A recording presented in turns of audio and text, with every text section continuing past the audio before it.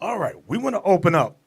I know I haven't touched on your favorite holiday this week, but I'm going to touch on it today. A lot of your kids are probably, some of your kids are probably weeping about Santa Claus. We're going to discuss the origin of Santa Claus, and we're going to discuss several things. I want to open up with Daniel chapter 7 and verse 25. The book of Daniel, chapter 7 and verse 25. And he shall speak great words against the Most High. The he here is the last ruling empire on earth, which is your friendly neighborhood white man. America, particularly America. Read it again. And he shall speak great words against the Most High. So that's from his school system, his political system, his science system. He speaks great words against the Most High, meaning whatever this Bible says, this man would speak against everything this Bible says. It says, and he shall speak great words against the Most High. Go ahead. And shall wear out the saints of the Most High. And shall wear out the saints of the Most High. Let's prove who the saints are. Give me Psalms 149:14, I think it is. Or 148:14. One of those two. The book of Psalms, chapter 148 and verse 14. This is to prove who the saints are. Because everybody in the world says they, as long as they believe in Jesus, they are a saint. Go ahead. He also exalteth the horn of his people, the praise of all his saints. See that? Go ahead. Even of the children of Israel. So the saints are the children of Israel. I'm going to say it again. The saints are the children of Israel. Now let's go back to Daniel 7. Verse 25, one more again. And he shall speak great words against the Most High. So the he is the so-called white man, beginning with America. Go ahead. And shall wear out the saints of the Most High. And he wore us out in slavery. He wore us out in slavery. How did he wear us out? He wore out our nationality so bad that we don't remember who we are. He wore out our culture, our heritage, our land of origin. He wore us out economically. He wore us out financially. He wore us out in all means, by all means. Go ahead. And think to change times and laws. And that's what I wanted. And think to change times and laws. One of the times that has been changed is every year we have what's called daylight savings time, where you turn the clock back an hour and or you turn the clock ahead an hour. That's this place. America does that. Another thing that they have done in changing laws is that God says the new year begins in the springtime when you read Deuteronomy 16:1. The white man has taught us in America, no, the new year begins in the dead of winter, January 1st. That's how they changed laws, times, and laws as well. God also taught us that marriage is between male and female. Society, America has said no, it's no longer male and female. It can be between same sex. Male and male, female and female. So that helps us to understand and think to change times and laws. Go ahead. And they, the they is the saints, which are the Israelites, shall be given into his hand. Shall be given into the hands of America, this last empire on earth, until a time and times and the dividing of time. Approximately 350 years. Time is singular, time is plural, and dividing of time, which is half. About 350 years. From there, get me Titus, New Testament now, New Testament. Titus chapter 1, verse 14. The book of Titus, chapter 1 and verse 14. Not giving heed to Jewish fables and commandments of men that turn from the truth. Read that again. Not giving heed to Jewish fables. Y'all know what the term Jewish. Can we look up the suffix, please? Ish. ISH in Google. Ish is a suffix. Let's look that up. We often use this word. The media uses it all the time, so much that it's become normal. Do you know the word Jewish is one time in the Bible? Right here. You got it for me? Ish. Okay. All right. See, number two, I'm going to just get to the point. It says a suffix used to form adjectives from other adjectives with the sense of somewhat, or rather, as in oldish, reddish, sweetish. Look at number one. I'll read that too. A suffix used to form adjectives from nouns with the sense of belonging to, after the manner of having the characteristics of, like, addicted to, inclined, or tending to. So when the white man says he's Jewish, he's letting you know he's somewhat a Jew. He's not the original. That's what this suffix means.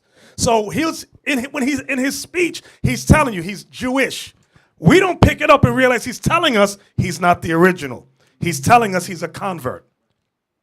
But society doesn't pick that up. The scholars know, but the masses of people do not know. So back to Titus 1:14, please. Titus 1:14. Not giving heed to Jewish fables. Not giving heed to Jewish fables. Jewish fables. So now, Christmas is a Jewish fable. Why do I say that? Because Christmas, allegedly, in Christianity, they teach us that that is the birth of Jesus. Jesus is a Jew, right? He was of the tribe of Judah. He is of the tribe of Judah. Read it again. Not giving heed to Jewish fables. Not giving heed to Jewish fables. And commandments of men. So the Jewish fable we want to touch on right now is Christmas, because that is a Jewish. Another word for fable is fairy tale or lie. Not giving heed to Jewish lies. Because Jesus Christ was not born December 25th. Ask a Christian, challenge him. Challenge your mama. Prove the scripture. Where is it that Jesus was born December 25th? In the dead of winter. What scripture is that? You'll not find it in the Bible. The only reference to when Christ was born, give me that Luke 2:40. Start there and go down. This is the only reference to what time period Christ was born. The book of Luke, chapter 2 and verse 41. Now his parents went to Jerusalem every year at the feast of the Passover. Passover subject, go ahead. And when he was 12 years old, they went up to Jerusalem after the custom of the feast. So it's telling you Christ was 12 on the Passover. So that's letting you know when he was born. You mean Christians never read this? Do you mean your friendly neighborhood white man never read this? Oh, he read this all right. You mean the Pope don't know about it? You mean the Pope don't know about that? Oh, he knows about it all right. But he goes, no, make it December 25th. So now, Abiel, let me see where I want to go first. I want y'all to pay close attention to me. Pay close attention to me. You brothers and sisters in the UK, pay close attention to me. We like to travel. I know, and a lot of times when you ask a sister where she want to travel, she goes, I want to go to Europe. It's always where the white man is. I want to go to Europe. You ever notice that? They All never the say Egypt, Africa, Arabia. No place where people of color. It's always where the white man is. Let's go over there to Europe. So, my brothers and sisters in Holland, we're going to talk about you for a second. Give me the video, Santa's Elves. That one right there. Let's pay attention. It's very short, so I hope your kids don't get spirits on them. Just pay attention. We're talking about the elves just for a second. Put the link up. And if your kids get spirits on them, apologize. Mommy, we're going to have Santa Claus this year. No, we're not. This is just an illustration. I grew 3 years in this now. I'm aged. So now, from there, it brought back memories to many of us in our youth, when we were young and we saw that and we would dance and cheer and run through the house around the tree singing that song. And don't say y'all didn't sing that. Maybe in Jamaica or Trinidad y'all didn't I sing didn't it. sing it. But I America, never sing- we sang that song. And we danced and hooped and hollered. And don't say you didn't either. You know you did. You gotta watch the American Black. They don't be lying too. No, I never. No, I didn't say it wasn't over here, but I don't remember. Oh, okay. I do know about those elves, though. I heard about that thing. Abiel, give me the article about Holland. I want the article about right there. In Holland, Santa doesn't have elves. He has slaves. So now, What I want y'all to know is that Christmas, so-called Christmas, became a national holiday in America in 1870. 1870, it became a national, listen to my words, a national holiday. Some people celebrated before that, but in America it was, what's the word? Officially nationalized as a official holiday. Now, some people, like for example, you know the Charles Dickens story? Charles Dickens wrote a book called A Christmas Carol. That was 1843. But the whole nation was not celebrating. Yes, certain people still celebrating, so that's why that book was written. However, this celebration is done in the Netherlands. It was national in 1810. Listen good to what I'm saying, 1810. That's 60 years before America nationalized it, officialized it. Holland, the Netherlands, was celebrating it already in 1810 with a more, listen to my words, a more historical outlook.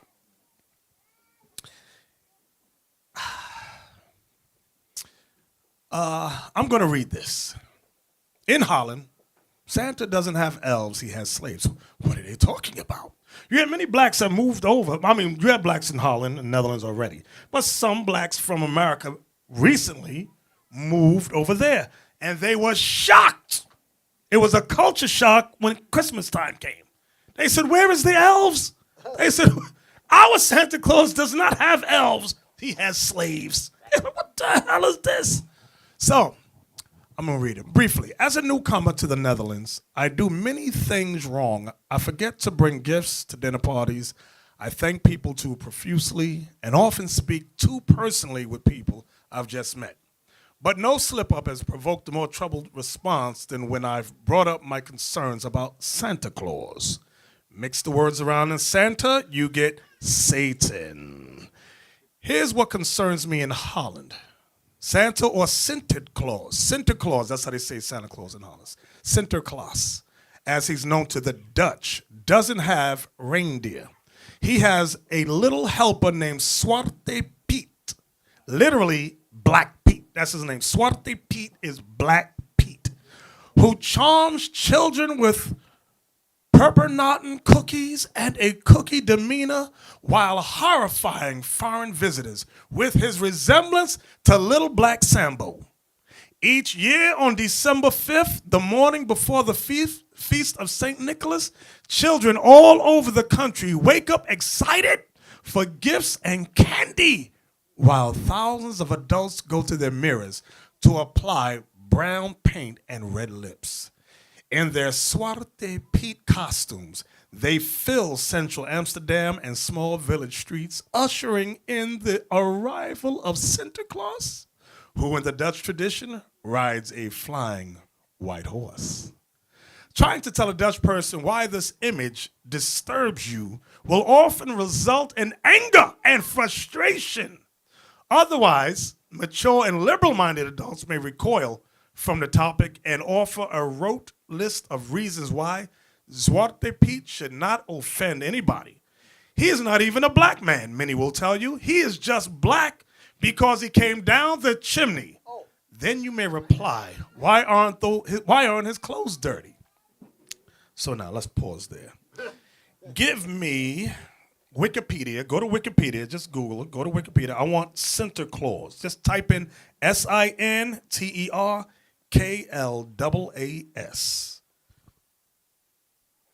Now, these are some more of your Jewish fables. Right there, 19th century. I'm just going to read this. This is about Santa Claus. Oh, first, let's go back up. I'm sorry. Go back up. Let's take a look at Santa Claus. I forgot. Okay, that's a photograph in 2009 of a man portraying Santa Claus. Now, what I want you to see is that he's still your favorite friendly neighborhood white man. He wears the Pope's Dagon hat. He rides a gray or white stallion. Now, scroll down. There's under Santa Claus, go down to Pete. This is an example of Zwarte Piet, which means Black Pete or Black Peter. Notice, I want you to look at the way he's dressed. The way he's dressed is historic. I'll touch that in a second. Go down. Okay, this is Santa Claus and his Zwarte Piet helpers arriving by steamboat from Spain. Go down. I said something, everybody just missed it. Right there. Can you blow that picture up right there? Notice Santa's helper, he's checking his list. It is a Zwarte Piet illustration from the 1850 book, St. Nicholas Jean, I can't pronounce. Y'all from Holland, y'all online, y'all know what this is saying. St. Nicholas and his servant. So the servant would help him make toys, things of that nature. Once again, look how Black Pete is dressed. I want you to look at the clothing. Look at the Pope's hat on Santa Claus. You see, that's the Dagon that you read about in Judges about Samson. Remember the Philistines were worshiping the fish god Dagon, and he had a big hat on his head that had a fish's mouth. That's that hat. Okay, go back out of that. Now let's go to 19th century. Go down, scroll down. 19th century, I want to read this for y'all. In the 19th century, the saint emerged from hiding and became more secularized at the same time. The modern tradition of Santa Claus as a children's feast was likely confirmed with the illustrated children's book St. Nicholas and Zine Knick, whatever, St. Nicholas and his Servant, written in 1850 by the teacher Jean Schenkman, 1806 to 1863. Some say he introduced the images of Santa Claus delivering presents by the chimney, riding over the roofs of houses on a gray horse, and arriving from Spain, I'm stressing that for a reason, by steamboat, which at that time was an exciting modern invention. Perhaps building on the fact that St. Nicholas historically is the patron saint of the sailors, many churches dedicated to him have been built near harbors. Schenkman could have been inspired by the Spanish customs and ideas about the saint when he portrayed him arriving via the water in his book. Schenkman introduced the song, I can't pronounce that, it means look over yonder, the steamboat is arriving, which is still popular in the Netherlands. In Schenkman's version, the medieval figures of the mock devil, which later changed to Oriental, or look at the next word, Moorish helpers. Y'all know what the word Moor means, right? Latin, it means black. Moorish helpers was portrayed for the first time as black African and called Zwarte Piet, Black Peter. Go down. Okay, that's all I want out of there. Watch this. Give me the video from CNN that Captain Isaac had posted some time ago, which is excellent. Now, blackface, Dutch holiday. Now, how long is this video? Put the link up. Okay, that's too long, but I'm going to jump around. Let's start at 10 minutes. No, it's 15. Start at 5 minutes. Let me see. Start at 5 minutes. You at home, y'all could, if y'all have never seen this video, you can see it on your leisure. Okay. Let's start at 5 minutes. Let's try there. Watch, pay close attention. Right there. Bring it back. Spank naughty. Bring it back. There's some good stuff in here. Bring it back. Let's start there. Just start. Now, pause it. I'm sorry. The brother that's narrating this, yes, he's a sodomite, but that's not the point I want to get to. But he moves to the Netherlands, and he said it was culture shock to him when it got to the month of December. Of course, he saw people, all his Edomite friends would put on black paint and red lips. He's like, what are y'all doing? Even his homo lover was doing, so what are you doing? So, I'm insulted by this. So during the rest of the year, they didn't show any of this. Right. So when it got to that season, then they realized everybody was changing. Right. Everybody's that was the changing. shock. Right. Then you see things in the stores. This is what we're reading. I mean, watching here. Watch this. Go ahead. Santa Claus in the US and Sinterklaas in the Netherlands are both fairy tales. This is Sinterklaas. Sinterklaas, kom maar binnen met je knap, want we zitten. Oh yes, Santa Claus and Black Pete are as Dutch as tulips and Gouda cheese. The fairy tale unrolls every year in late fall when Santa Claus and his Black Petes leave Spain and arrive in the Netherlands by steamboat. Kids get all worked up and eventually sleep deprived until the evening of December 5th when they receive tons of gifts. My Dutch spouse tells me when he was a kid, Black Pete held a broom made of willow branches, used to spank naughty children, and a burlap bag in which the worst behaved kids would be taken back to Spain. But that all changed in the 70s, he says, Nowadays, Black Pete is all harmless fun. If you want to, you can see it as the slave, the bad guy that takes the children back to Spain. But do people not like Zwarte Piet? Oh no, they love them. People love Zwarte Piet. Yeah, because they give candy to the kids and they give the presents and they do funny So stuff. they don't see Zwarte Piet as bad. No. Other people do see it as bad, as discrimination, kind of that he's, I don't know, the slave of Sinterklaas. Or But the problem is, you focus too much on the bad stuff. That's why it sounds so bad. But as a kid, it's more like a party. Daar wordt aan de deur geklopt, hard geklopt, zacht geklopt. Daar wordt aan de deur geklopt, wie zou daar zijn? Wees maar gerust, mijn kind, ik ben een goede vriend. Want dan ben ik zwart als roet, ik meen het toch goed. I must say, looking at it from my girlfriend, it's a bit different. She looks still very nice. We're a different couple, He was just talking to you. but still the same Black person. couple now. Yeah. Now listen to this. See that devil? Listen to what he said. Okay, He's a demon. Yeah. My pa's in St. Nicholas. Wow. That's my dad. And I became a Black Pete with my pa. You should have saved a picture of yourself as Black Pete. No, I haven't. No. No. So in America, when they see Zwarte Piet, they're shocked. They don't know what our tradition is. In the history, there are a good man, Santa Claus, and there is an enemy, a devil. And the devil is black. But the devil was, in the history, a very angry person. Black, angry Black. person. But Black Pete is transformed to not a person who was angry, but a person who was friendly. So Black Pause it Pete right was there. an angry black man, Yeah. and now he's a happy black So I man. want Black you Pete to is just not pay racism. attention. Black Pete was an angry black man. Then he was transformed to be a good man. Now, all that goes historically. I'm going to tell you about in a second. Play on. Now he's a happy black man. Black Pete is not racism. Black Pete is not a slave. He is the friend of everyone. The earliest images of Zwarte Piet are from the mid-19th century in a book illustration for children. He is a black page, as you would have them in the 17th century, a servant to the social elite. Were these servants slaves? They were not free, so they were definitely slaves. But of course, they were not the same kind of slaves as those who worked on the plantation. Here you have a former ambassador to Morocco, and here is his slave. On the back of this picture. Pause. If y'all look, I want y'all to, this is all what y'all looking at is a Renaissance painting. It's all historical. We're going to touch the history in a second, but I want you to look at Black Pete in the back with the turban on his head. This is all history. Even in the one in the front. So when he said Black Pete was an angry black man, then he was transformed, it's all historical of when, I'm going to just tell you. Who knows the history on this? Raise your hand. Let me see who's thinking. Only one brother? Let me hear you, Ezekiel. Let me hear you. Give him the mic. Give Ezekiel the mic. Let me see if you got it. We're still on video, right? I don't want you to lose the video. Okay.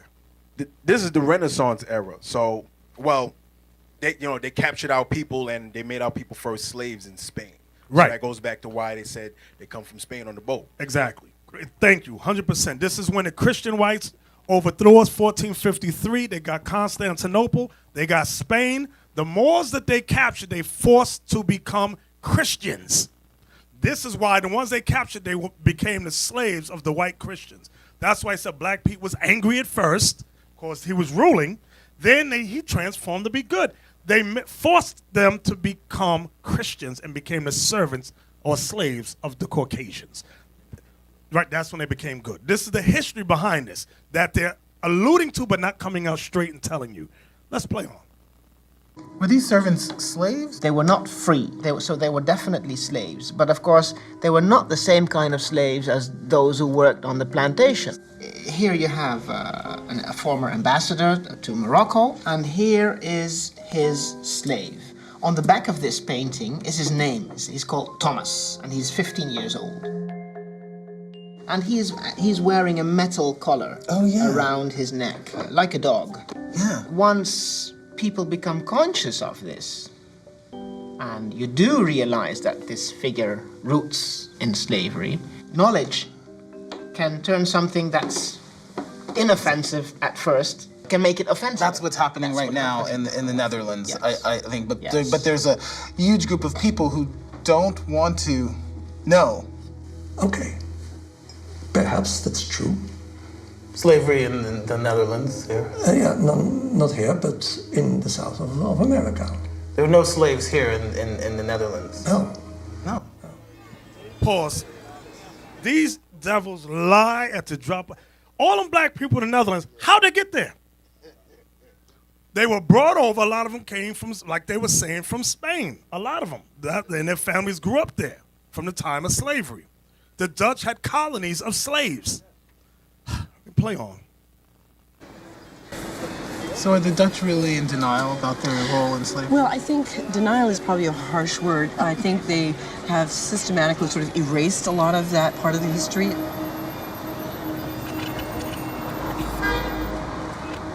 In 1863, when slavery was legally abolished here in the Netherlands, it really wasn't the end of slavery. Wait, the pause. owners... She says slavery was abolished in the Netherlands in 1863.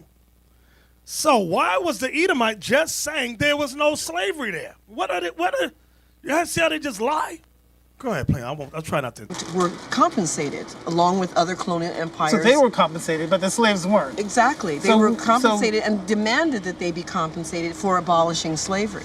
It's so upside down. It is. But the enslaved were required to work 10 more years, and when the 10 years was over, you can go now. That was all that you heard. The Dutch seem to have a short memory when it comes to their role in slavery. So the whites were compensated financially for slavery being abolished. Whites got reparations. Right. They got money. We apologize for abolishing slavery. Right, so we're and gonna gave pay them you. money. Then the blacks didn't get nothing. Go ahead, I'm sorry. In recent years, they've been inventing new ways to deny that Black Pete is a racist figure by saying he's only black because he went down the chimney. We want to keep the fairy tale Sinterklaas, and we have to adjust and listen to the voices in society. Black Pete, we call him nowadays Chimney Pete. Pete came down the chimney. And then, because he didn't wash himself, became black, and finally Sinterklaas said, go to a shower, as everybody knows we should wash ourselves. And we started to wash them. But if you are 100 years in a chimney, it's coming not off that easy. You'd go down the chimney, and apart from becoming black... And it turns your hair also curly. And yes. And your lips red, so your lips don't get black, your lips go red. No, they go red. Crazy. And the rest of your clothes stay perfectly clean. Yeah, play perfectly clean. How much of this is commercial? 100%.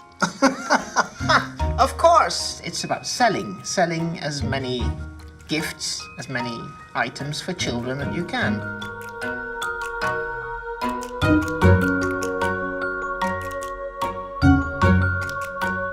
In the United States, we're all too familiar with using racist and demeaning caricatures for profit.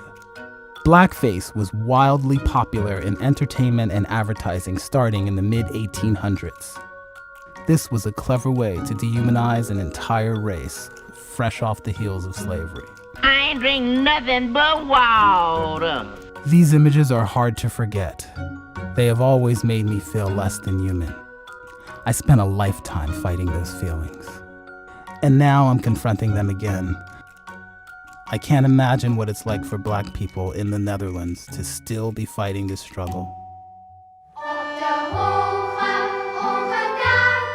We went to Dordrecht, and there they have the national parade. So the Sinterklaas figure and his black-faced actors show up. And we went to the square where the parade would end. Well, the cops said, hey, you guys need to move. They said, you've been told to leave already and you need to go now. And we were like, no, we have the right to stand here like everybody else. And before I knew it, I was on the ground. 5 of them were on me. They were hitting me in my kidneys, they were stomping me, they were pulling at my arms, and they dragged me through the street to an alleyway. And in the alleyway, they pepper sprayed me twice, and then they arrested me and they put me in a police station in a cell for 6 hours. That's not good. That is not a part of a fairy tale. And it is not a part of a children tradition. Whoever says, you know what, we should use kids as a shield not to talk about difficult issues, they're pretty much deluding themselves and thinking that that's the right way to go at it. Because kids are at the root of why it needs to change. I simply do not agree. This is a old children's tradition. Sinterklaas and Zwarte Piet, Black Piet. And it is not Green Piet or Brown Piet, it is Black Piet, so I cannot change that. My friends in the Dutch Antilles, they are very happy when they have Sinterklaas because they don't have to paint their faces. When I'm playing for Black Piet, I'm for days trying to get off the stuff on my face. Prime Minister. A Prime Minister. When we were in Gouda, hundreds of white people in blackface, and I was standing there. I didn't even have a shirt saying Zwarte Piet is racism. I was just standing there. But me standing there, and they walking past me and looking me in the eye, they know what they are doing is wrong. So I made them feel so uncomfortable that they had to get the cops, and the cops had to get me away.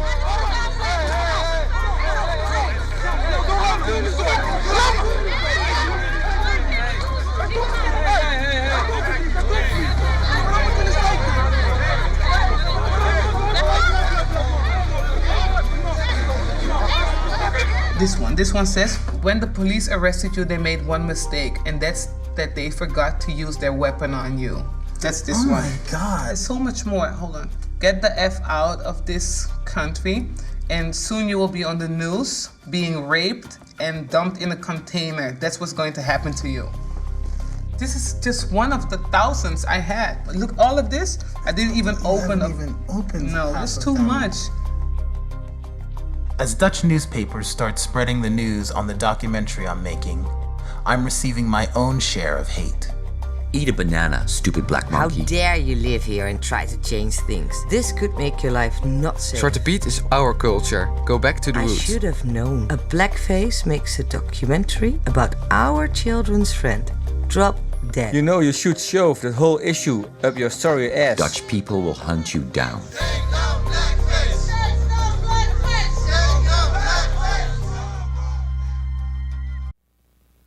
I was listening to some of the comments that the people are saying against the journalists that's exposing all of this. And the comments, some of the comments were, how dare you come here and disrupt our culture and what we're doing here. And earlier in the presentation of the video, there was a part where they said about Pete coming down the chimney. And they said that he was made black because of the smut that's inside the chimney. And then people began to challenge that by saying, well, why come his clothes weren't dirty as well? So this story, or the tale, has a lot of holes in it. But to show you how disciplined they are as far as keeping tradition, which is what these emails are saying, the same thing, how dare you change it, regardless if it's wrong or not. We understand that we must back it even in its wrongness, because it represents our solidarity in what we believe in. So they're not going to change their mind regardless, and they all agree with it. They all agree with it regardless of what facts you bring. And in addition to what you're saying, which is correct, the black people, our people that are in the Netherlands, what do they have a problem with celebrating Santa Claus, or is it Black Pete? It's only Black Pete. So if you change that whole lie into an elf, those black people will be happy. That's the evil behind the whole thing. They just don't want to be pointed out historically as a slave. But when we go through the scriptures, God says the entire thing is evil and is satanic. But our people have not woken up to that. Let's go back to the video. I'm invited to a family celebration.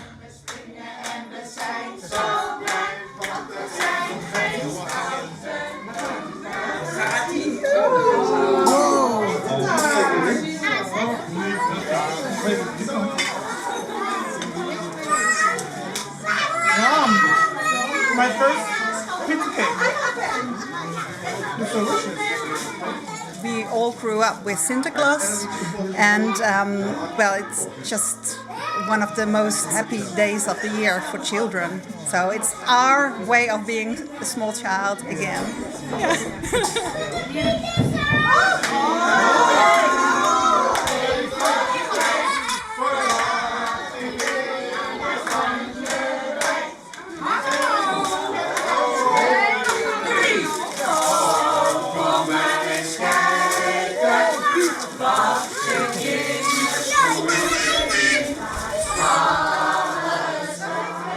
This family has taken me in without any reservation.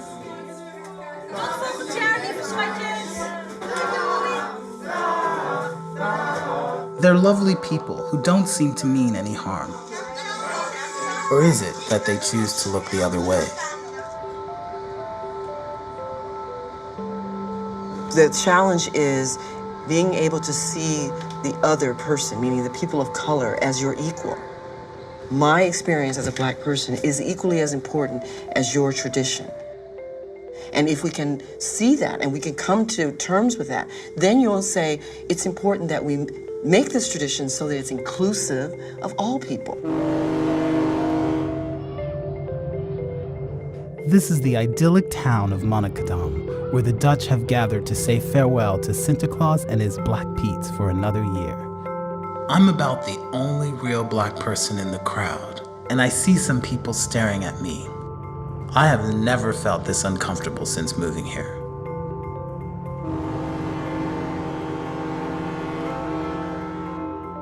So the Black Pete's leave for Spain again.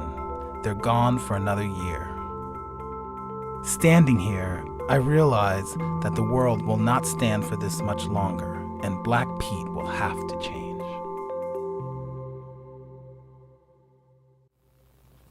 Well, alrighty then. So now, get me Jeremiah 10. I'm telling you, the only problem they got is the Black Pete part. They want the rest of the lie. But let's see what God says about that. Jeremiah 10, let's start at verse 1. The book of Jeremiah, chapter 10 and verse 1.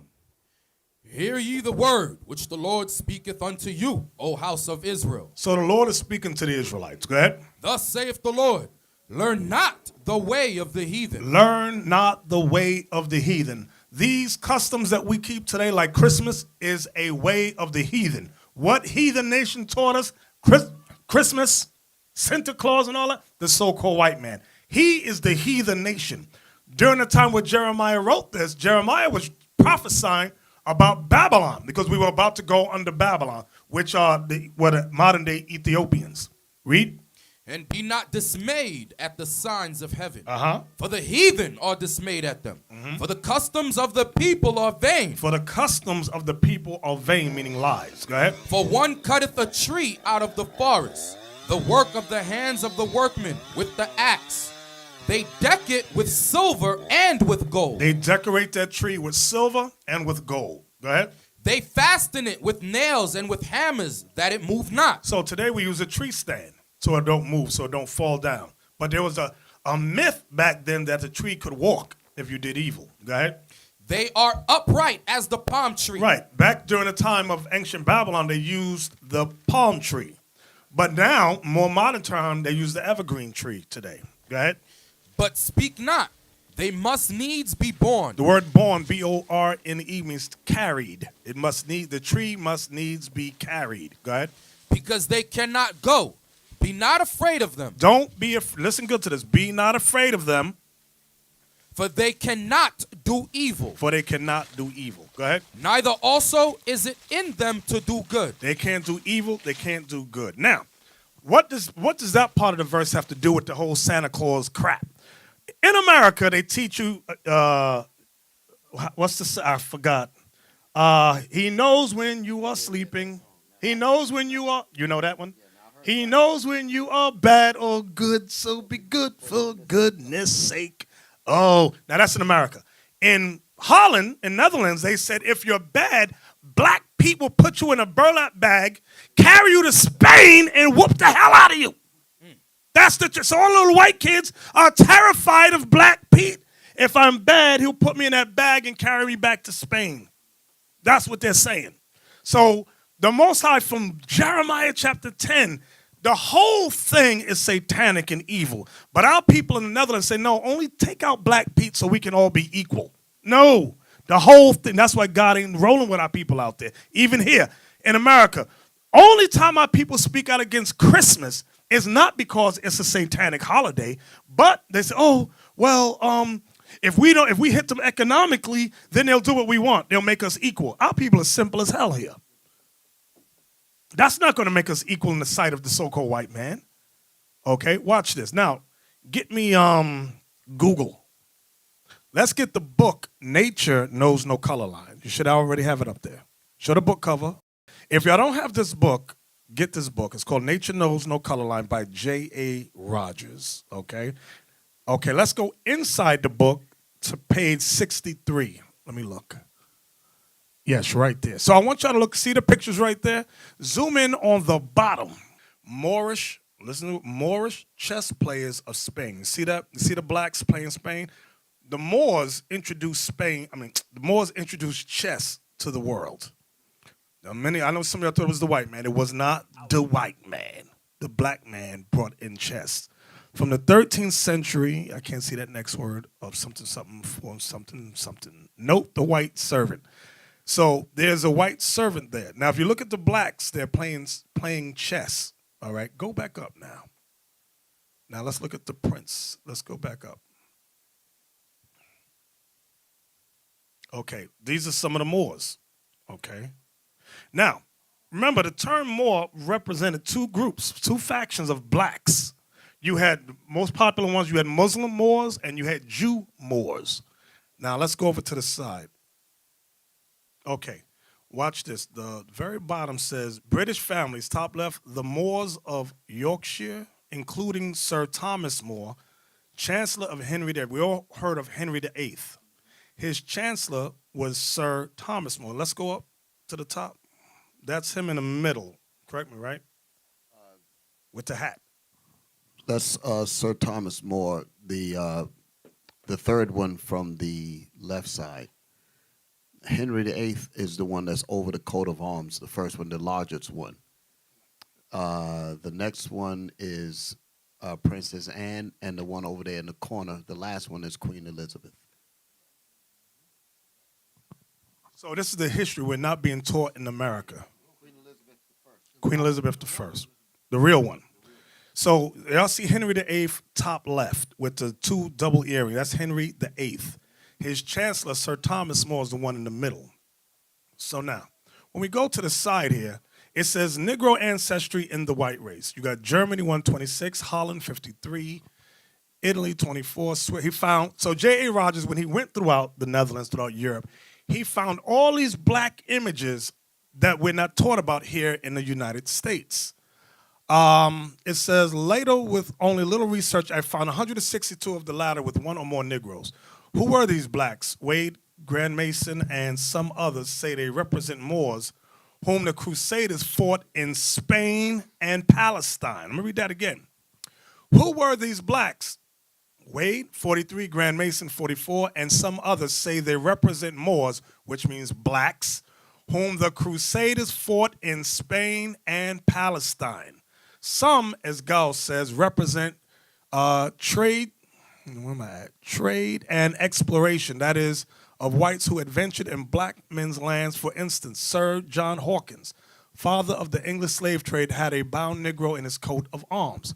Both these views are right only in a very small way, because they do not explain why so many of these families with Negroes are named Moore, Blackamoor, and the like. McRitchie is correct when he says that families with the name of Moore, Maurice, Morrison, and other derivatives of Moore had Moors as their ancestors. He adds, nor can the Moors of heraldry be explained. Heraldry means these coats of arms. He adds, nor can the Moors of heraldry be explained sufficiently. Remember, J. Rogers, this is about I think he published this in 1960, 1970, but he was born in the 30s. I can't remember. Find out when that book was, not you. Abigail, somebody Google on their phone. When was this published? Okay, so I want you to look at these images. I'm going to read this part again. He adds, nor can the morals of heraldry be explained sufficiently on the theory that the founders of families bearing spurs in assisting Spaniards to now see that there we go. 1952, thank you. So this was published 1952, thank you. So now, pay close attention to that line I just read. He adds, nor can the morals of heraldry be explained sufficiently on the theory that the founders of families bearing Moors as supporters and Moors' heads as crests had won their spurs in assisting Spaniards to expel the Moor. Let's pause there for a second. So what happened? When the whites began to conquer, they got certain Moors to work with them to cast out the other blacks and or enslave them. It's the same thing the whites did in South America, same thing they did in Central America and North America. Divide and conquer. That's why you can pay a Negro $1. He'll do anything the white man says. All right, I was going to say something else, but I won't say that. All right. The bearing among ancient coats of arms is too common to admit this explanation, and a heraldic representation of a Moor or Negro man does not suggest Granada. The features are some of the ugly, irregular, and the hair, though longer than that of a pure Negro, is woolly. Okay. Can we zoom in on the pages so the people can read along with us a little bit? All right. It says, as regards Christian Spain and Portugal, listen good, as regards Christian Spain and Portugal, Negroes were imported in droves from 1440 until the abolition of slavery in Portugal in 1773. Already before the discovery of America. So before America was discovered, slavery, we was being bought in Spain as slaves, Portugal. It says already, okay, let me read on. Several thousands of Negro slaves had been, what's that word, expatriated from Senegal, Guinea, and the Congo, and were working in Lisbon and Algarves. And so now, although he's naming that, use the words Negro and Senegal, these are Israelites, as we're going to read, as we're going to prove. The Catholic sovereigns were dealers, I'm going to read that again. The Catholic sovereigns were dealers in Negro slaves. I got to read that again. I know some of them got Catholic families. A lot of you Haitians. The Catholic sovereigns were dealers in Negro slaves. It was Christopher Columbus who went plundering in Negro slaves in Guinea before stealing Indian slaves in Cuba. Let me read that again, because they don't tell you that in school. It was Cristobal Columbus who went plundering in Negro slaves in Guinea before stealing Indian slaves in Cuba. Before the discovery of America, the Negroes already were cutting sugarcane in, what's that word? Andalusia. And in Seville, there was a municipal council of native Negroes with fraternal orders, kings and overseers. The Negro came first to the Indies from Spain. Wait a minute. Let me read that whole sentence again.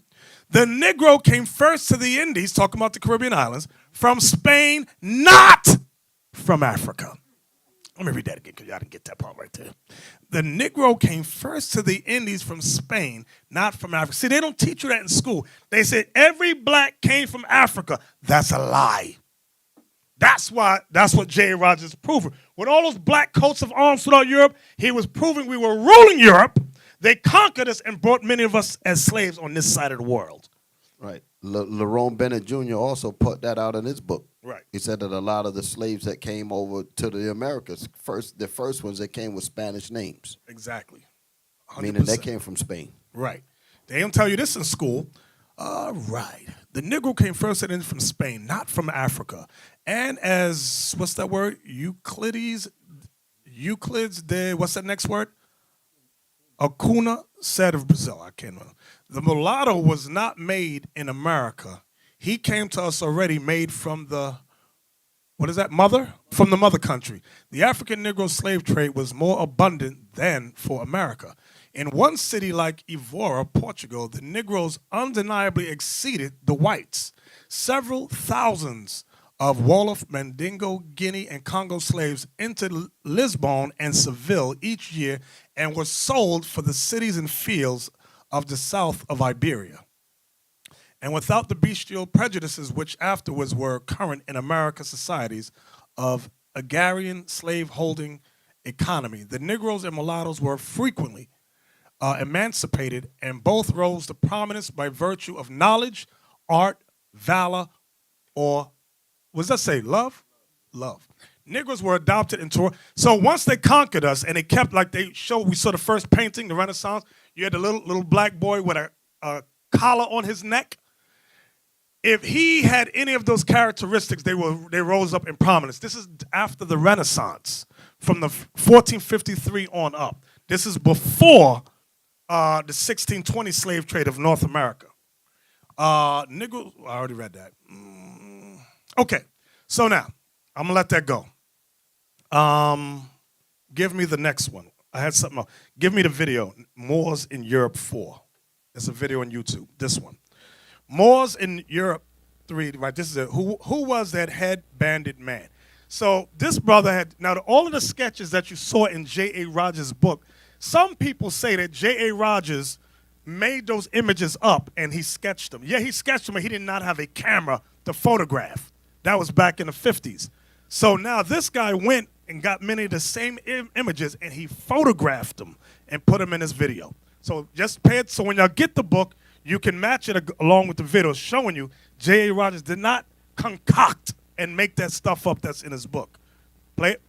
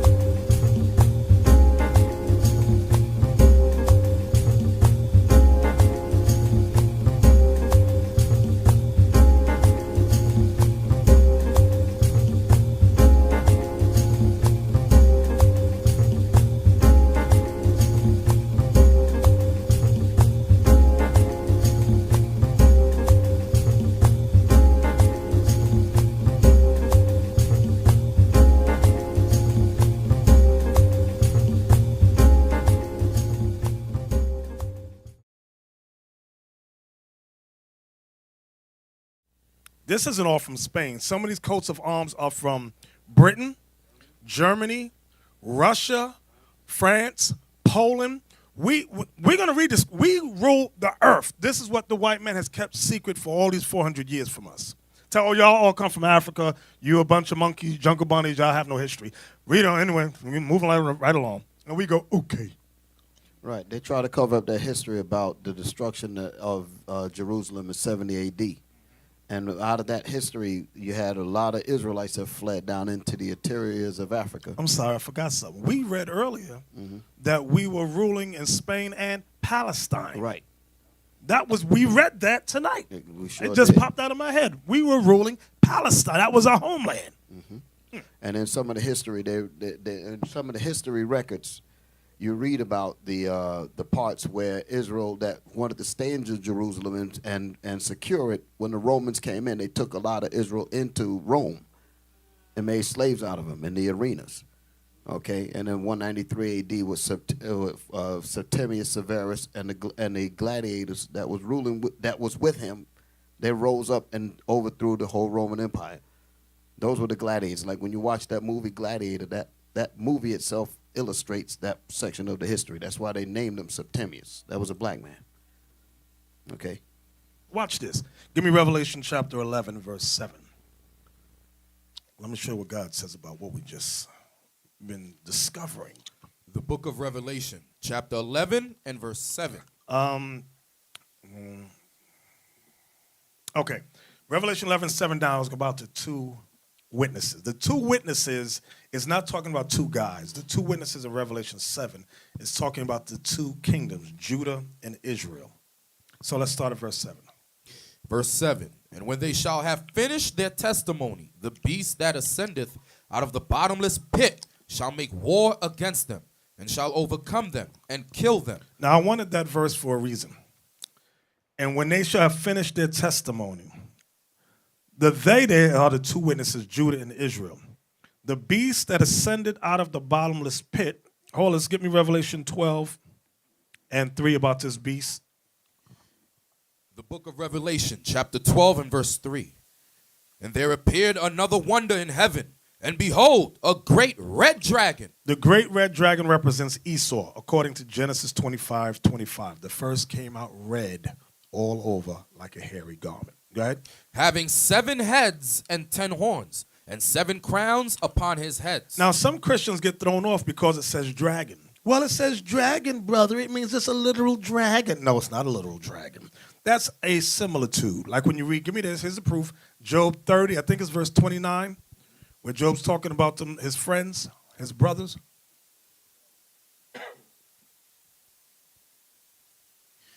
Job chapter 30 and verse 29. I am a brother to dragons. See that?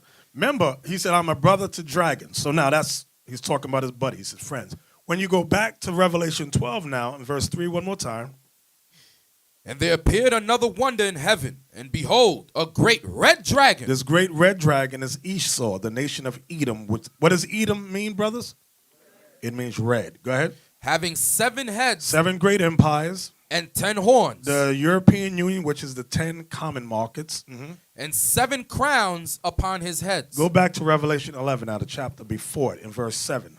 Revelation 11, verse 7. And when they shall have finished their testimony, the beast that ascendeth out of the bottomless pit. Talk about Europe. Go ahead. Shall make war against them. Shall make war against them. And shall overcome them and kill them. And kill them. Now let's see if this is a literal kill or spiritual kill. Go ahead. And their dead bodies shall lie in the street of the great city, which spiritually is called Sodom and Egypt, where also our Lord was crucified. This great city is talking about the United States of America. Read verse 8 again. And their dead bodies shall lie in the street of the great city, which spiritually, go ahead, is called Sodom. Why is this place spiritually called Sodom? Because they promote homosexuality, same-sex marriage. Go ahead. And Egypt. And Egypt. Why? Because in ancient Egypt, you had the 12 tribes of Israel in slavery. Here in America, you got the 12 tribes of Israel here in slavery. Go ahead. Where also our Lord was crucified. Now, Christ was literally crucified in Jerusalem. He wasn't literally crucified here, so what does that mean? His image and his teachings were crucified, meaning put to death. They destroyed his image and his teachings. Go ahead. And they of the people and Now listen to this verse. And they of the people and kindreds and tongues and nations. Meaning, remember, in America, you got all nations here. That's what it means. And they of the people and kindreds and tongues and nations, go ahead, shall see their dead bodies 3 days and a half, and shall not suffer their dead bodies to be put in graves. We weren't put in graves because we were not literally dead. We're spiritually dead. Just like the verse above it, which spiritually is called Sodom and Egypt, where also our Lord was crucified. And they of the people and kindreds and tongues and nations shall see their dead bodies 3 days and a half, meaning 350 years, like we just read earlier. Daniel 7, verse 25. Remember we read that? Hold that. Some of you forgot. Hold that. Get Daniel 7:25 again. Daniel chapter 7, verse 25. And he shall speak great words against the Most High, and shall wear out the saints of the Most High, and think to change times and laws, and they shall be given into his hand. We shall be given into his hand as slaves. Go ahead. Until a time and times and the dividing of time. 350 years. Now when we go back to Revelation 11 and verse 9 again. Verse 9. And they of the people and kindreds and tongues and nations shall see their dead bodies 3 days and a half. The 3 days and a half is going back to the times, and dividing of times, which is 350 years. Go ahead. And shall not suffer their dead bodies to be put in graves. Because we're not literally dead, we're spiritually dead. Watch the next verse. And they that dwell upon the earth shall rejoice over them and make merry. Read that again. And they that dwell upon the earth shall rejoice over them. When the beast, which is the white man, conquered us, it says they rejoice over the images that we just saw with them holding a flag. The whole Santa Claus in Holland, that's a rejoicing over us. With Black Pete, we conquered the blacks. We conquered them. Read it again. And they that dwell upon the earth shall rejoice over them and make merry. Merry Christmas is about the conquering of the blacks, the Israelites. That's what it's about. Read it again. And they that dwell upon the earth shall rejoice over them and make merry, and shall send gifts one to another. At one time, the gifts was you and I. We were the gifts they gave one to another. Today is chocolate and candy and Transformer toys. They just changed it. That's all they did. But the whole celebration was about us being conquered. The proof is in Holland. Because some of us get so ignorant. No, it's about elves. It ain't about no damn elves. They changed that to keep us asleep. The whole celebration is our destruction. Read it again. And they that dwell upon the earth shall rejoice over them and make merry, and shall send gifts one to another. Because these two prophets... The two prophets is the kingdom of Judah and the kingdom of Israel. Go ahead. Tormented them that dwelt on the earth. How did we torment them? We had them in slavery. That's how we tormented them. We didn't play with the so-called white man. Their scholars know this history. We today have been dumbed down. They say the Americans are the dumbest of all people. The American public. That's why in Europe they say these people in America don't know nothing. Like the things they were talking about in Holland, those whites in America over here, the regular whites don't know nothing. They go, what are you talking about? Santa Claus ain't about it. They go, yes, it is. Go ahead. Yeah, Elder, and what proof that is Black Pete, because the tale that they used to say over there is that if the kids and them do something wrong, Black Pete gonna torment them. He gonna come and take them back to Spain. Right. Proving that goes back to the history that say that we tormented them. Exactly. All right, so we used to torment them. They used to scare their kids, telling their kids, listen, Black Pete gonna come for you if you misbehave. You understand? Because they always had that fear, because we saw the picture early on. They was our servants. Right. All right. That's why when you read it, read the verse again. Read it again. Verse 10. And they that dwell upon the earth shall rejoice over them and make merry, and shall send gifts one to another. Read it again. Because these two... Read it again from the top. And they that dwell upon the earth... It's talking about the nations. It's talking about Edom. Read on. ...shall rejoice over them. They shall rejoice after what? Over who? Over the Israelites. Over our forefathers that was in Spain. Why? And make merry, and shall send gifts one to another. And make merry, meaning Merry Christmas. That's when the Christmas celebration that is being done today, it started after we was conquered in Spain.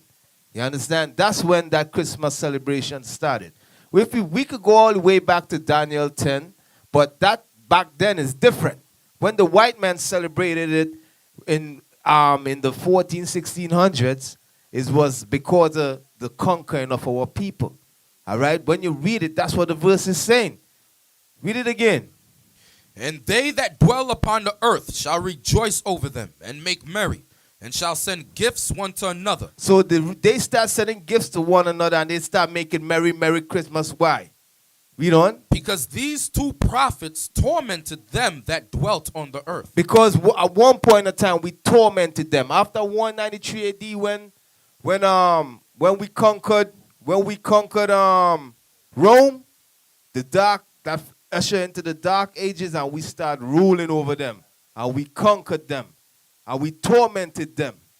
All right, so that's what happens. So after they get back into power, they say, let's make merry and give gifts one to another, because these two prophets, they had us in slavery for a minute. You understand? So let's do this celebration, and that's where that come from. You understand? And that's why they teach their kids, listen, Black Pete gonna come for you and take you to Spain, because that was our headquarters where we was at, ruling from Spain. All right, so now they know, so we know today exactly where Christmas came from. You all should not be confused where that come from. As I said, when we read Daniel 10, the Babylonians and them used to celebrate it. Jeremiah 10, 10 and 1, the Babylonians used to celebrate it. But today, where the white man get that from, and the reason why they celebrating it is because they conquered us. Right. Real quick. We watched a documentary earlier about the brother that went to the Netherlands, and he mentioned he went to the house, he showed Black Pete having a thing in his hand. He said he whips the kids and they're bad. You know what I'm talking about, Elder? Look up Krampus real quick, please. Krampus. That movie came out, I think, this week or last week. It's coming out. It's called Krampus. It's an evil demon that kidnaps or destroys evil kids. He's like the alter ego of Santa Claus. But Krampus is Black Pete, and I have it here. That's what that guy, the Edomite, said to the guy. He says that Black Pete started off as a black demon, then he turned good later on. I'm gonna show you how. Look right there. Now look what he's wearing there. He's carrying that bag right there. See the birch in his hand? The thing he has in it says that Black Pete had in his hand in the documentary. The exact same to whip the little kids. Now go to Wikipedia and look up Krampus. Okay, read that. It says Krampus, right here. It says, although Krampus appears in many variations, most share some common physical characteristics. He is hairy, usually brown or black, and has cloven hooves and horns of a goat. His long pointed tongue lolls out. That goes to the Edomite said that he started off as a devil.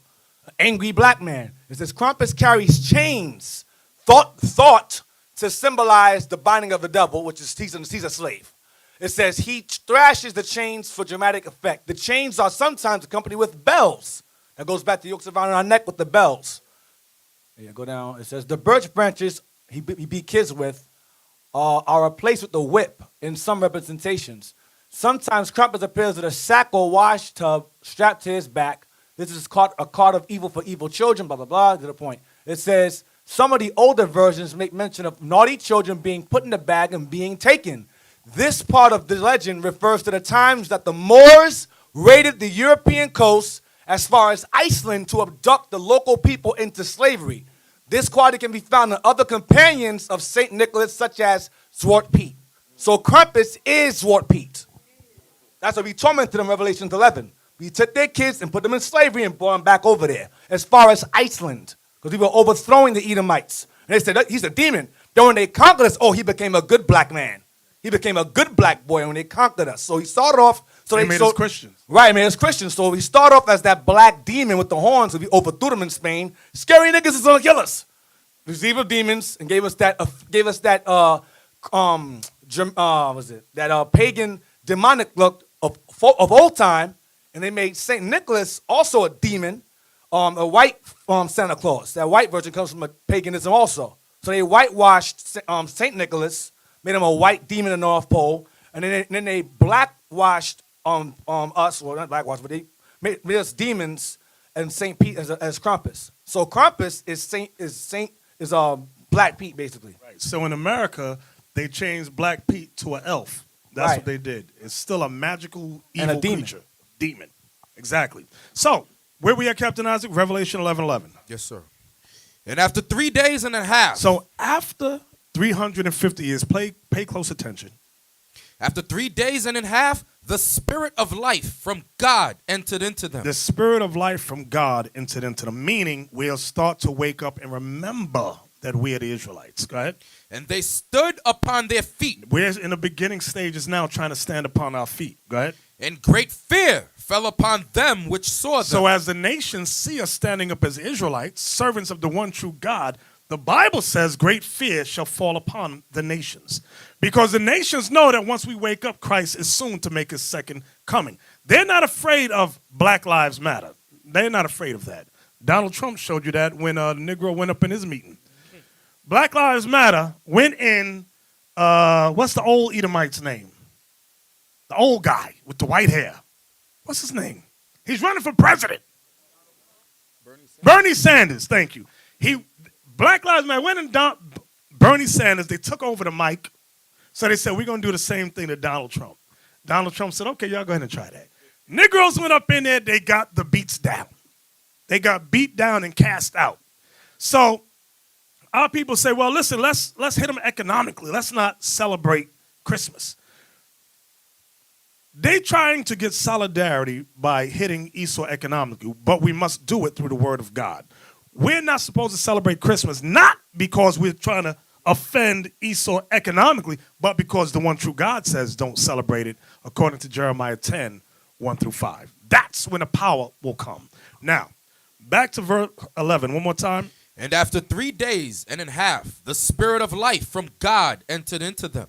And they stood upon their feet, and great fear fell upon them which saw them. Give me 1 Kings 8:47, saying the same thing. Solomon in his prayer, he saw prophetically Israel waking up. Watch what he says. 1 Kings chapter 8, verse 47.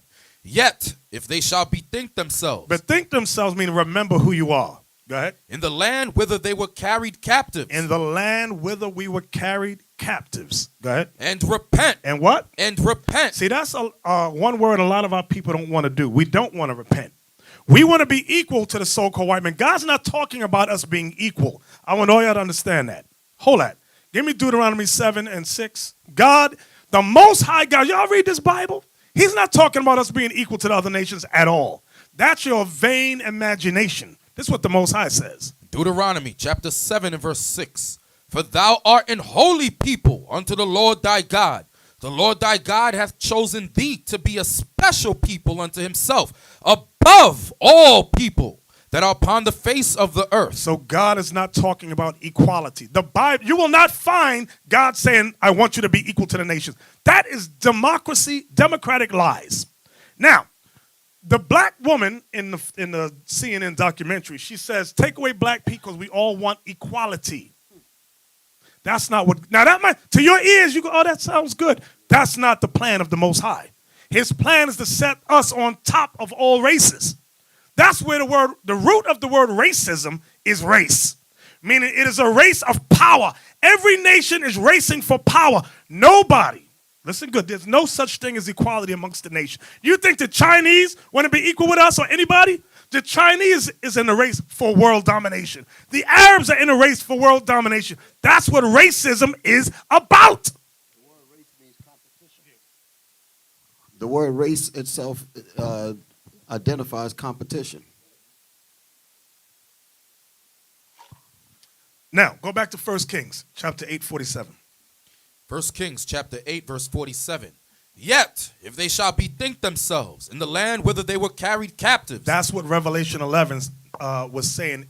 And after 3.5 days, the spirit of life from God shall enter into them. Meaning, remembering that who we are, that we're the Israelites. Go ahead. And repent and make supplication unto thee in the land of them that carried them captives, saying, we have sinned and have done perversely. We have committed wickedness. And so return unto thee with all their heart, and with all their soul. That's the only reason we were conquered, because we sinned against the one true God.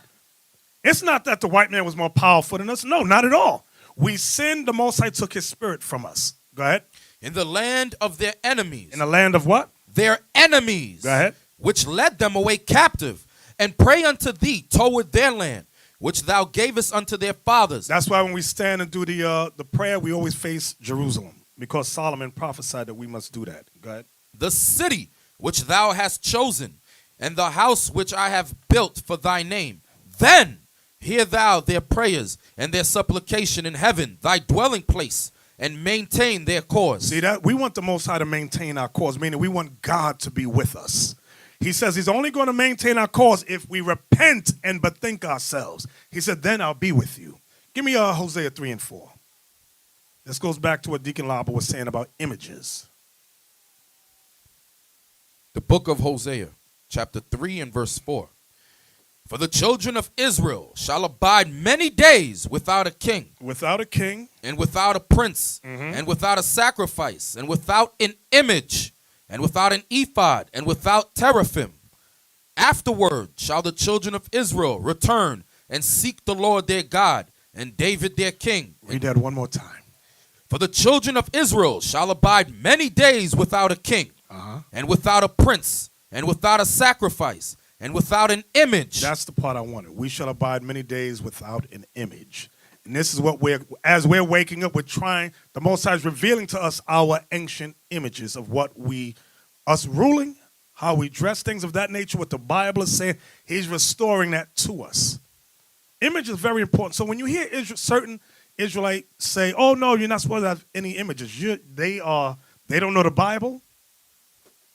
And they hate the black image of Christ and the angels. I'm going to tell you straight. That's what they hate.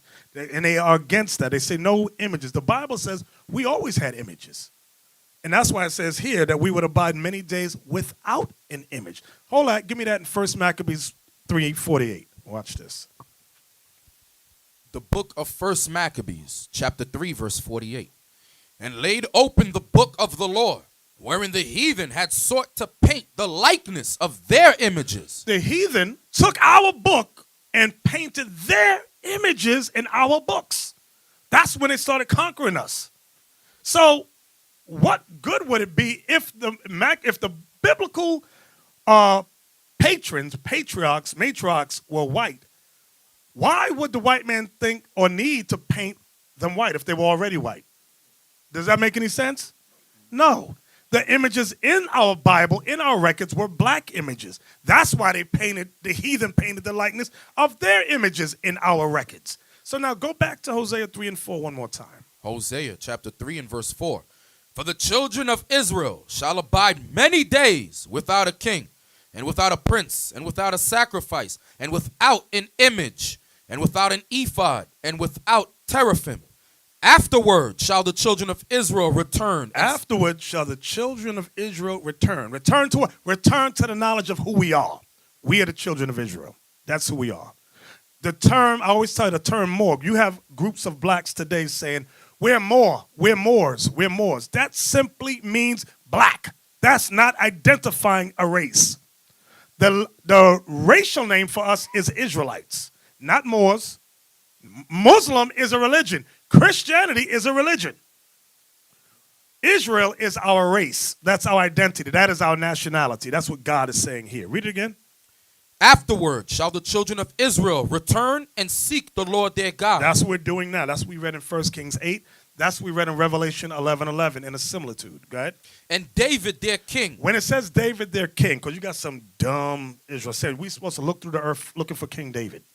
When it says David their king, it's talking about Christ, because Christ came from the lineage of David. Can we prove that? Give me that in Acts. It might be chapter 3, chapter 2. 29 and 30. Acts chapter 2. Because people were asking Peter and them about King David.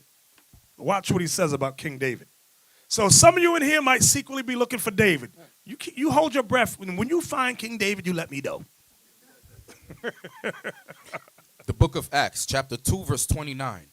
Men and brethren, let me freely speak unto you of the patriarch David. Patriarch means forefather. of the forefather David. Go ahead. That he is both dead and buried. That he is both dead and buried. Go ahead. And his sepulture is with us unto this day. And his tomb is over here. Go ahead.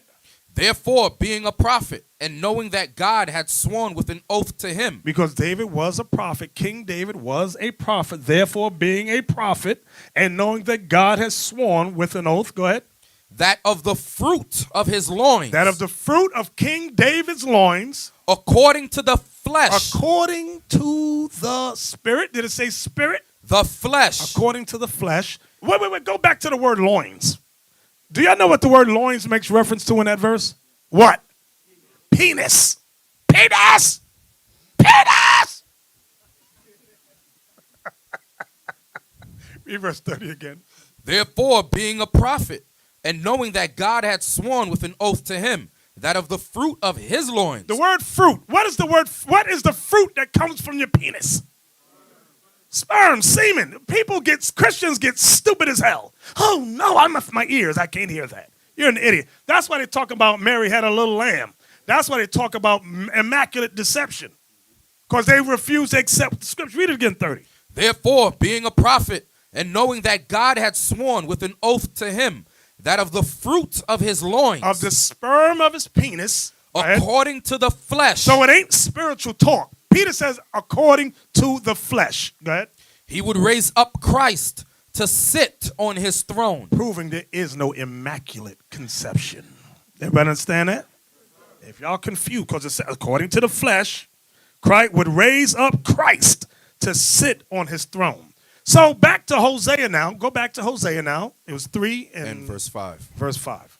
Hosea chapter 3 and verse 5. Afterward shall the children of Israel return and seek the Lord their God and David their king. Meaning Christ. Go ahead. And shall fear the Lord and his goodness in the latter days. And we're living in the latter days now. So Hosea was in the spirit of the Lord. He said in the latter days, this is what's going to happen. So many people, when the Christians say ignore the Old Testament, you know there's many prophecies that have not been fulfilled yet, like the one we just read.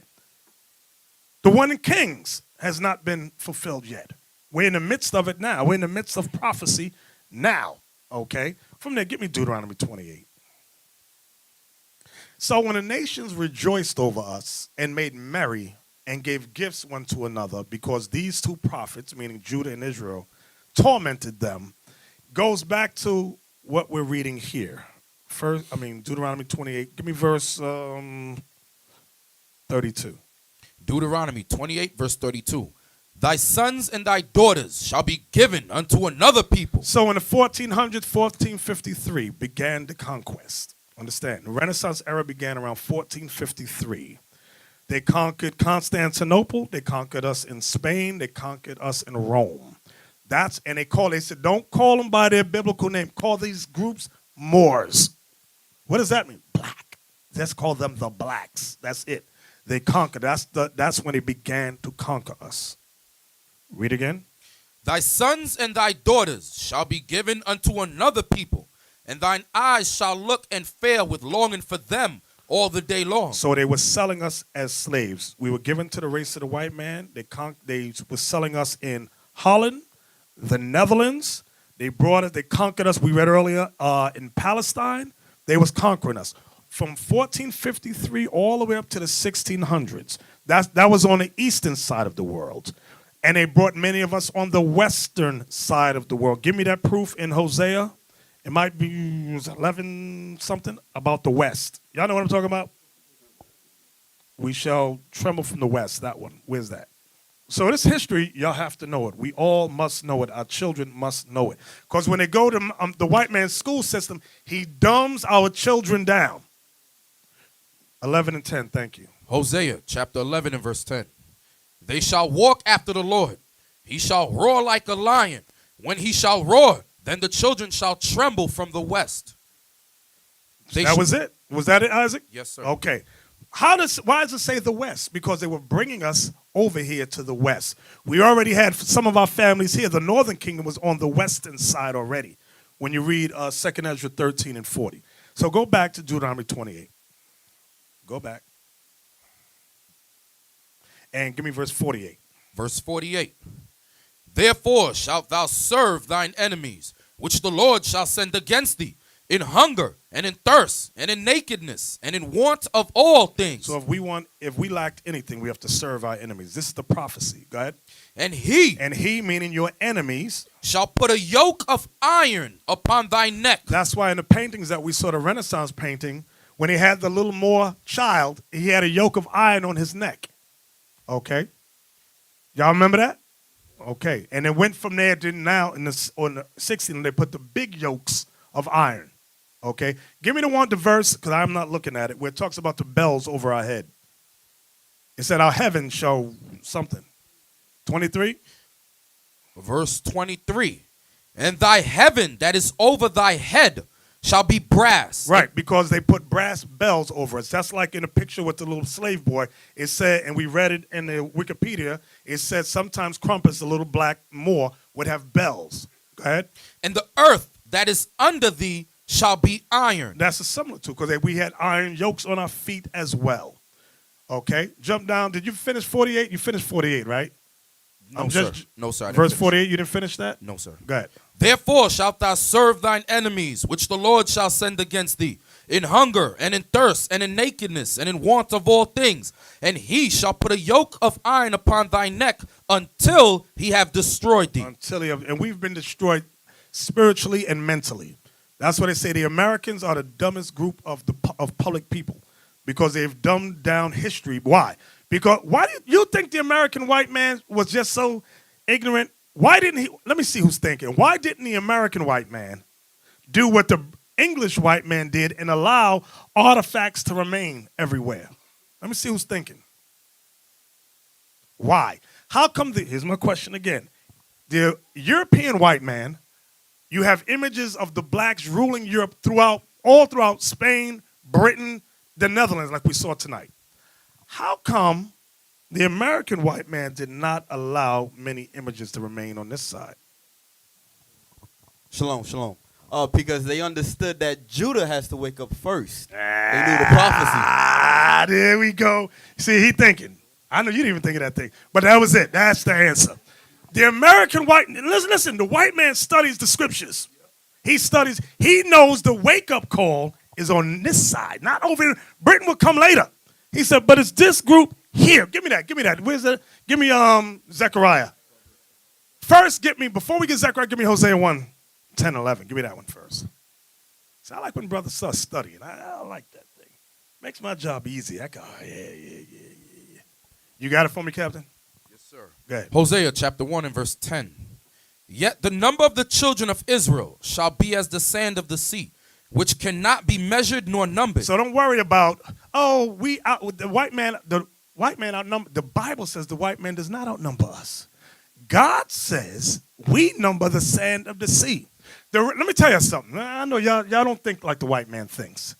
The white man says, because you ask a black man how many numbers, what's the word? Demographics of blacks in this city and that city. And they go, oh, well, we're only like 50,000 or 1 million here. Da, da, da. God says we number the sand of the sea. So this is what the white man's plan. This is what he did. He said if we can keep them divided, they'll count themselves as this small portion in this city here, this city there, that city there. Furthermore, break them down by religions and racial groups. Break them up, American black, West Indian black, Haitian black, Puerto Rican. Break them up like that. So the demographics will always appear that our numbers are small. That's when you go to Wikipedia in a city and you type in demographics, it shows that our numbers are far less than a white man. That's psychological game on us. Read what God said one more time. Hold it. And in addition to that, they give you the name minorities. Thank you. Very good. Exactly. That's the psychological icing on the cake that you just mentioned.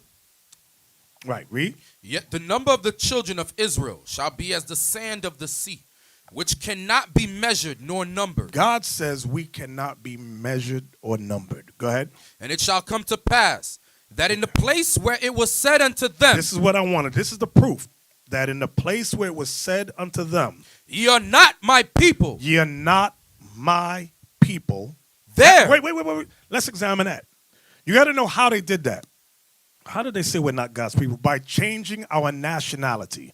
when they call you African American, West Indian American, Puerto Rican, Dominican, that's them saying you're not God's people. They changed your racial identity. Go ahead. There it shall be. Wait, you see the word there? There, meaning in the place where this happened. Go ahead. There it shall be said unto them, ye are the sons of the living God. Now, where did that happen? Here in America. This is where the truth sprang out of here. It didn't spring out of Britain. The white man knew that the truth would come. Give me that in Zechariah 12:6. Watch this. Zechariah chapter 12. I'm guessing. Is that what I want? Verse 7. No. Zechariah 2:6. The one that says, ho, ho. The one that says, Judah, Zion, deliver yourself. Zechariah chapter 2 and verse 6. Thank you. Go ahead. Ho, ho, come forth and flee from the land of the north, saith the Lord. For I have spread you abroad as the four winds of the heaven, saith the Lord. So the Lord, was that the whole verse? Yes, sir. So the Lord is saying we would dwell in the land of the north, meaning North America. Read it again. Ho, ho, come forth and flee from the land of the north, saith the Lord. For I have spread you abroad as the four winds of the heaven, saith the Lord. So the land of the north is North America. Now give me the one that says, deliver thyself, O Zion, that dwellest. The next verse. Go ahead. Verse 7. Deliver thyself, O Zion, that dwellest with the daughter of Babylon. That Zion is referring to Judah. That's what it's referring. It says we would dwell with who?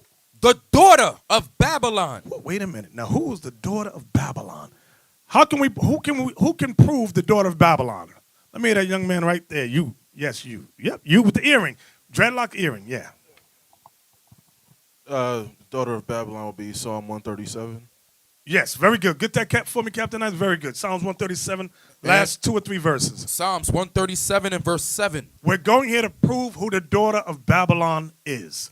Remember, O Lord, the children of Edom in the day of Jerusalem, who said, race it, even to the foundation thereof. O daughter of Babylon, who ought to be destroyed. So the daughter of Babylon is Edom, Esau, which is the so-called white man. Go back to Zechariah 2 and 7 again.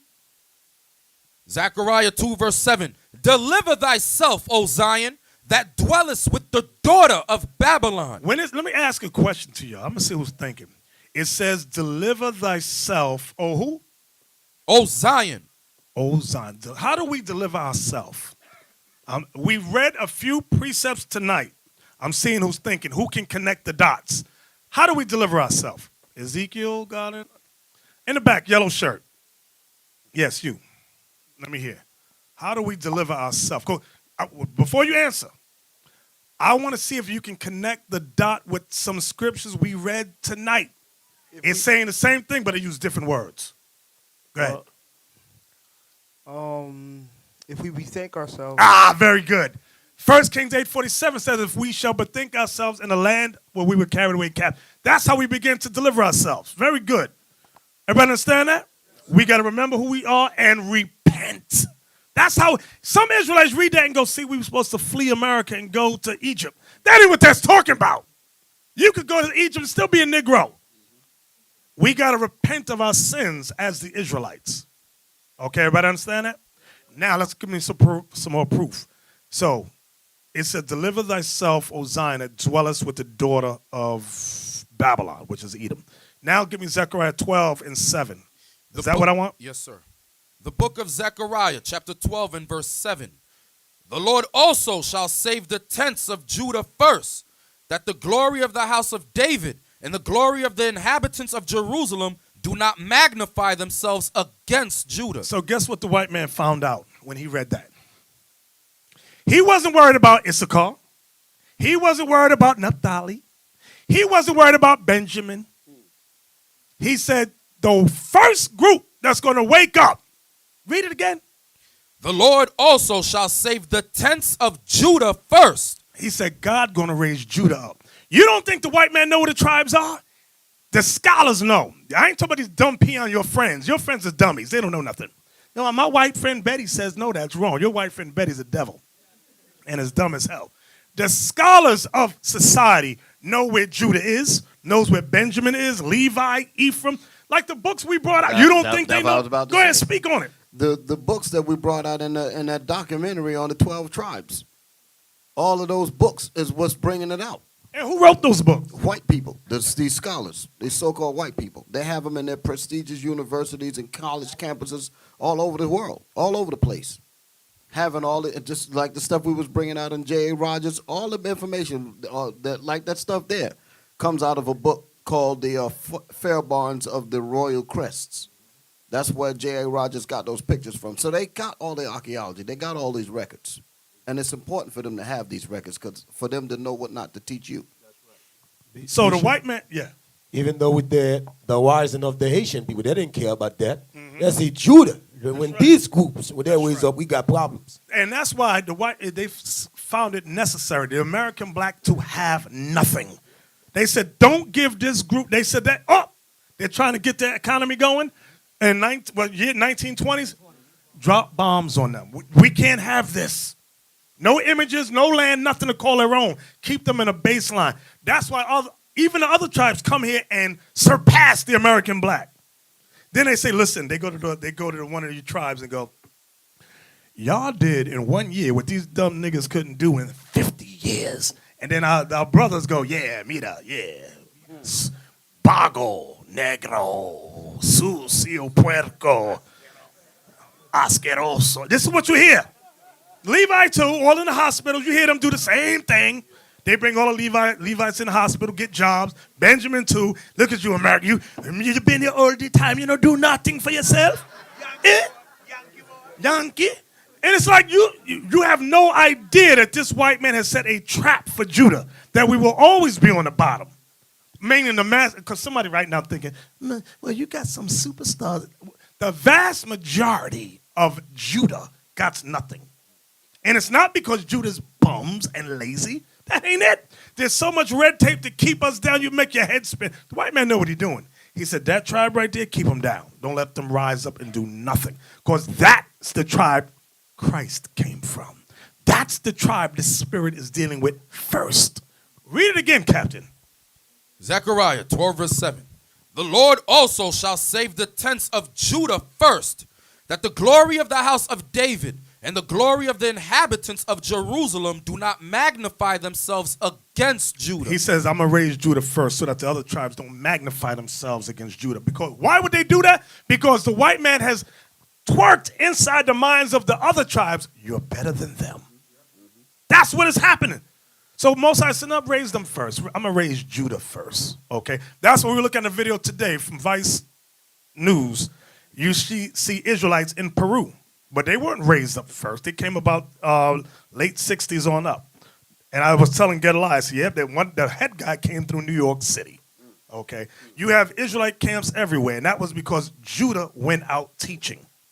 That's what happened. Yeah, but then Bishop noticed that when Judah was rising up, they start giving Judah a job to keep him down still. And, a lot of black brothers start raising up. Then Esau will give him job to bring him back again. Bring him back to your white states. Exactly. So the big mouth Judites, they gave checks and jobs to quiet them. They said yes and that. They know just like Christ. Christ didn't come from high class. He said he was raised up in Nazareth. And they said, can anything good come out of Nazareth? Because it was a ghetto. It was a slum. Okay? So, give me back to Deuteronomy 28. Give me back there. Verse 36. Thank you. The Lord shall bring thee and thy king which thou shalt set over thee unto a nation which neither thou nor thy fathers have known. Now I'm going to show you what that's going with. A lot of times when you ask Christians what does that mean, they'll go to the precept about Zedekiah, about Babylon. But it's going beyond that. Remember what Moses is talking about, the last days. That's what he's really going with. We had many kings set up over us. When you look at the Dark Ages, like what we read in Spain, you don't think there was a king, we had a king with us in Spain? You don't think we had a king in Palestine? You don't think we had a king in Poland and Italy and Russia? We had kings over us. And when they got conquered, those kings went into captivity. Even the kings we had over it, like we read about, it said Guinea, it read about Senegal, it said the Congo. We had kings in Africa as well. Those kings was conquered and enslaved and brought over too. Brought out through America and Britain. Okay? Read it one more time. The Lord shall bring thee and thy king, which thou shalt set over thee, unto a nation which neither thou nor thy fathers have known. That's this white man over here. So what y'all need to do when you're reading this, expand your mind. Because you may read, I know a lot of times brothers like to research and we can read what's the word called? Commentaries on what the scholars say about these particular verses. And it will always end with Babylon. It ends there, or it might go to Rome and it ends there. But now what happened after Rome? Because like Deacon Yawasa was bringing out, we overthrew Rome in 193 AD. What happened? And ushered in the Dark Ages. What happened biblically with our kings and our sons and our daughters and our mothers and fathers? Moses is explaining right there. Read it one more time. The Lord shall bring thee and thy king, which thou shalt set over thee, unto a nation which neither thou nor thy fathers have known. And there shalt thou serve other gods, wood and stone. We serve other gods, wood and stone. Like the biggest god we serve, wood and stone, is Christianity, followed by Islam. Okay, so now the Most High brought us down to nothing. We have nothing. And believe me, when he conquered, I'm going to show you what this white man think. Would it be wise to bring, because remember, when you read the book, Give Me Babylon and Timbuktu, you got it? Give me the part about what we had when we was the group that was in Africa. It said artisans and architects. I'm going to show y'all something. Okay, what page you want to get at? Page 90. Now, I want y'all to listen. And the reason I want y'all to listen to this is because many times America dumbed us down when it comes to our people in Africa. They say we were dumb, we had no intelligence, we were unga bungas running around with grass skirts and javelins. But watch what it says in this book. From Babylon Timbuktu, page 90. The black Jews had an advantage over the African tribes. They carried their culture, history, laws, and written records with them. This assured them a constant precedent for the development of a higher social organization. So now he's talking about the black Jews in Africa. What about the black Jew Moors? Do you, for example, the Moors that built up Russia, when you look at the architecture alone throughout Europe, I'm talking about the Byzantine architecture. Can you pull up some of those? They look like ice cream cones. Do you know scholars and draftsmen say that this architecture cannot be replicated, cannot be duplicated? They don't know how this was done. The intricacies of it. Show me some more. Show me some more. Okay, y'all see how intricate it all looks? They said they don't know how they did it. They don't know how they did it. So do you think that the people that did this, the Moors that did this, was it ignorant, dumb people? You've got to be kidding me. Now let's go back to from Babylon to Timbuktu. Let's continue reading on. You're in that last paragraph right there, right? Because of the development. Wait, where are you? I don't know where you're page 90, the last paragraph. Okay. Because of the development of a higher social organization, because of the stability of the black Jewish culture, the Jews are not absorbed into the monotonous population. In fact, the Jews absorbed some of the native tribes. The Jews made use of every opportunity. They were an industrious and skillful people. In the Jewish Ghanaian states were found kings, princes. That's in Ghana. Go ahead. Princes, governors, generals, secretaries, treasurers, revenue agents, judges, architects, engineers, doctors, historians, language interpreters, mathematicians, jewelers, sculptors, masons, carpenters, painters of art, goldsmiths, leather workers, potters, armorers, saddlers, blacksmiths, agriculturalists, etc. So, notice what I want y'all to see right there. These people, I'm talking about the upper echelon. Now, this was, although he's identifying Ghana here, remember you have blacks in Spain, Britain, Poland, Russia. Remember, in order, if you, I want you to think for a second. Think. If you were the slave master of a ship, would you keep, how many slaves fit on the ship? Give me a number. Okay, let's say 300. And you got them over here. Let's say you bring them over. Would you keep that group, let's say from Ghana, let's say they all come from, would you keep them together? Why? Huh? They could what? They could conspire together. So you had to do what? If you were a wise slave master, what would you do? You would separate them by language and things of that nature. You would not, and especially the real smart ones, don't, because they will do what? They'll cause an uprising. So you said, listen, these real smart ones here, cut the what's that when you can't speak? They cut something? Take your tongue out. This is the things they did. So when the Most High opens our mind to show us the evil this man did to us, it's going to make all our heads spin. I kid you not. But we're just now scratching the surface of all the history that the Most High wants to show us. Now, okay, let's get into the nitty gritty. Give me John 10:22.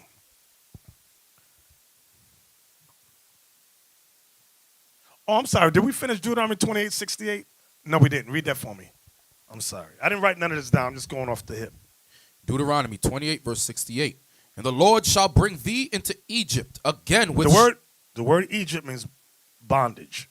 Read it again. And the Lord shall bring thee into Egypt again with ships. In Revelation 11:11, remember it said, and their dead bodies shall lie in the street of the great city, which spiritually is called Sodom and what? Egypt. That's saying the same thing here in Deuteronomy 28:60. Read that again. And the Lord shall bring thee into Egypt again. So the Egypt is spiritually called Egypt, like we read in Revelation 11:11. Read it again. And the Lord shall bring thee into Egypt again with ships. With what? Ships. You know, I always check commentators what Esau writes about verses like that. You know, many commentators never comment on that verse. I read somewhere that Jehovah's Witness said, oh, this is talking about when Rome conquered the Israelites and put them on slave ships. It goes beyond that. Read that again. And the Lord shall... And Rome didn't conquer all 12 tribes and put them on slave ships. Go ahead. And the Lord shall bring thee into Egypt again with ships, by the way whereof I spake unto thee. Thou shalt see it no more again. And there ye shall be sold unto your enemies for bondmen and bondwomen, and no man shall buy you. Meaning no man shall redeem us. So, with that, we went into captivity. 1 Kings chapter 8, Solomon prophesied about that same thing and said they must bethink themselves in the land of their enemies and do what? Repent. That's what he prophesied that we must do. John, the Revelator, saw in Revelation 11:11 that we would stand upon our feet and great fear would fall upon them which saw us. Us purchasing this building here is just the beginning of standing on our feet. This is just the beginning. It's going beyond just being on a corner preaching. That's good. That's the foundation. We're going to always do that. But now we're going to start making moves in society to help our people. This is what I want you to understand. Now, give me John 10:22. The book of John, chapter 10, verse 22. And it was at Jerusalem, the feast of the dedication, and it was winter. And Jesus walked in the temple in Solomon's porch. You know, you ask a Christian to explain that, they can't. Christians cannot ask them what is the feast of dedication that Christ celebrated, that he kept. Christians cannot answer it. That's why you can only find that first and foremost in the books called the Apocrypha, which is in the book of Maccabees. Okay, what you got, Aithan? Okay, come on. Aithan got something for us. Yeah, it says here. This is page 110, Babylon Timbuktu. It says the Moors were known for more than just conquest. The Moors. Now remember the word Moors just means blacks. Go ahead. While the remaining part of Europe was in a state of ignorance, the Spanish people took advantage of the knowledge of the black Moors. During the Moorish rule, many other capitals of Europe were mere hamlets, but Cordova, the capital of Spain, was a booming city. It is said that after dark, one could... Wait. The remaining part of Europe that was in ignorance was the Caucasus Mountains of Georgia, Russia. That's what I wanted to say. Read the verse again, the whole paragraph. The Moors were known for more than just conquest. While the remaining part of Europe was in a state of ignorance, the Spanish people took advantage of the knowledge of the black Moors. During the Moorish rule, many other capitals of Europe were mere hamlets, but Cordova, the capital of Spain, was a booming city. It is said that after dark, one could walk many miles in Cordova and never pass through a street not lighted by public lights. When a person walked out after dark in London, he had to carry a candle or lantern with him to illuminate his path and had to wear high shoes to walk through the thick mud that often covered the roads. Jump to the point. It says, the palace of the Moorish sultan or caliph was far greater in beauty, comfort, and wealth than any of the castles of the medieval kings. The Moors used extremely highly polished marble in their construction. The sides of the walls were patiently carved, and the floors were made with various decorations called mosaics. It is said that the Moors were masters in mosaic work. Get to the point. The Moors were wearing silks, linens, cotton cloth. Wait, look at that. See that second, the third, go down, down. See that? It says the Arabs and Moor were known not only for their handicraft, but also for their science. The reason I wanted you to look, it's separating Arabs from Moors. Right. So, because many times you ask our people, who are the Moors, they say Arabs. Mm-hmm. Two different groups of people, two different races. One more. Page 119, real quick. Just one more. This is Look at the bottom. I like this. It says they established, what's that word? Oh, academies and universities for the rich. For the rich. And there are many free schools, elders. See Schools. There were excellent libraries. So when y'all be thinking, oh, the Moors was just some ignorant, them black people was just dumb, you had, go ahead, Aitan. Page 119. Yeah, buildings. I'm going to get there right now. Page 119.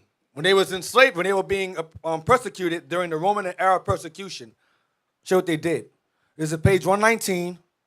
It says, the Jews had built compartments 3 and 4 stories underground, containing a population of 30,000. Gabi says that Hes Warteg visited their cities of Beni Abbas, Jobel, Nufusa, Yehud, Abbas. To the point, they had shops, stores, schools, and synagogues all underground. The achievements of these Jews prove what a persecuted society can do under adverse conditions. These Jews had a foundation to build on, unlike other persecuted people. They had their history, culture, laws, language, and skills. While in captivity, they built schools. In captivity. Underground, 3 to 4 stories. That's where you read that? I mean, what's the area that was in? Page 119. No, what's the area that this was these... in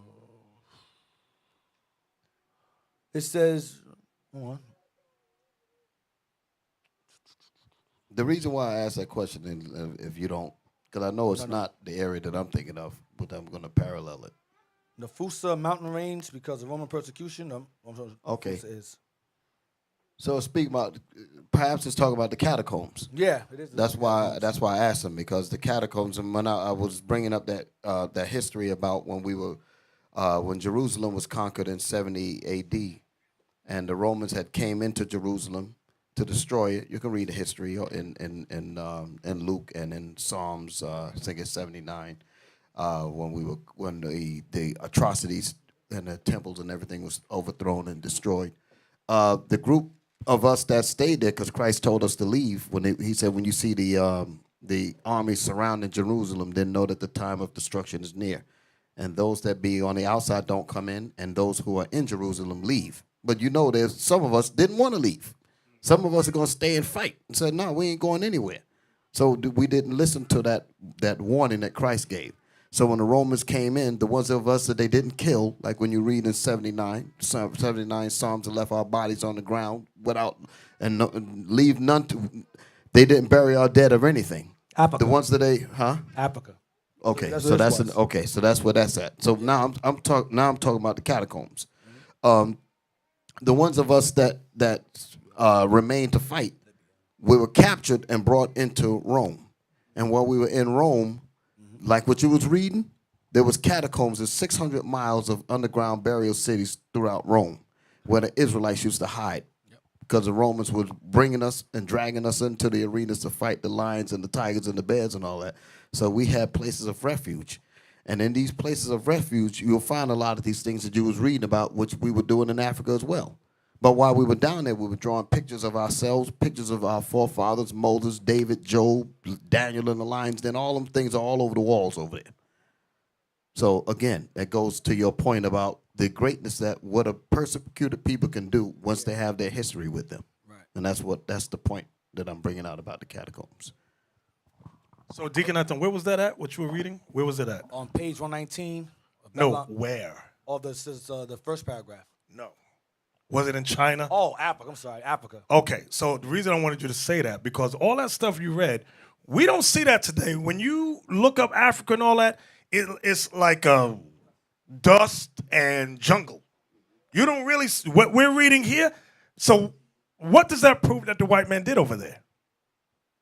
Destroyed it totally. Like when you read in History of the American Indians, it talks about them having cities on this side of the world. But you don't see that throughout North America. They portrayed American Indians run around with deer skin. But when you read the history, it says they had diamonds in their clothes. But like, what clothes? I'm looking at drawings of them naked and with spears. That's how the white man plays games on us, to make us think our history is nothing.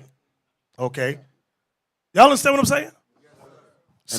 And that effect carries all the way up to today, where some of us think that we cannot organize to the point to get a building. Still believe that we can't do anything. Yeah, man, but Bishop, we have moved our poem. It's just like chess game. We have moved our poem more faster now. Now this is a school poem putting up. We have a lot more project coming in. Then if we can do this one, we can do much more. You understand? And this shows that Israel, even through persecution, always were innovative and didn't just sit around just by observation. They were always focused on educating the people all the time. That's why I read again, it says they had shops, stores, schools, and synagogues.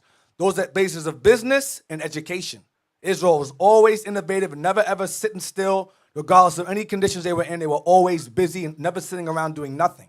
Israel is a people that's always on the move. The train was always moving with them, whether through Roman persecution or Arab persecution. Exactly.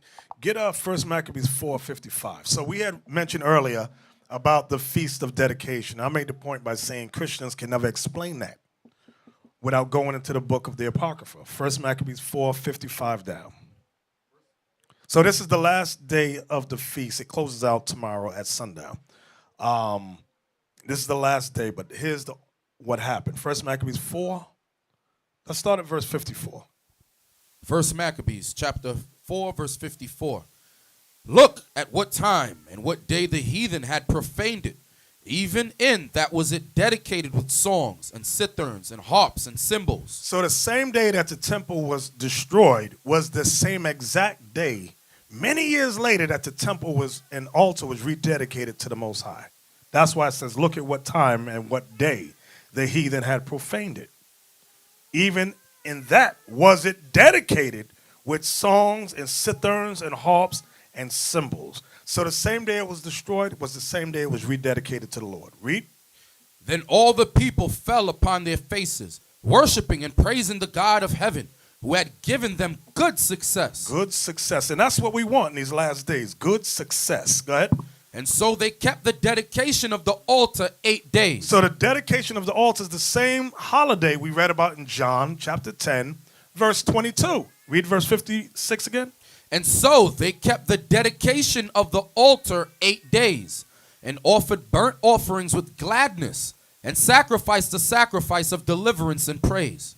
They decked also the forefront of the temple with crowns of gold, and with shields, and the gates and the chambers they renewed, and hanged doors upon them. Thus was there very great gladness among the people, for that the reproach of the heathen was put away.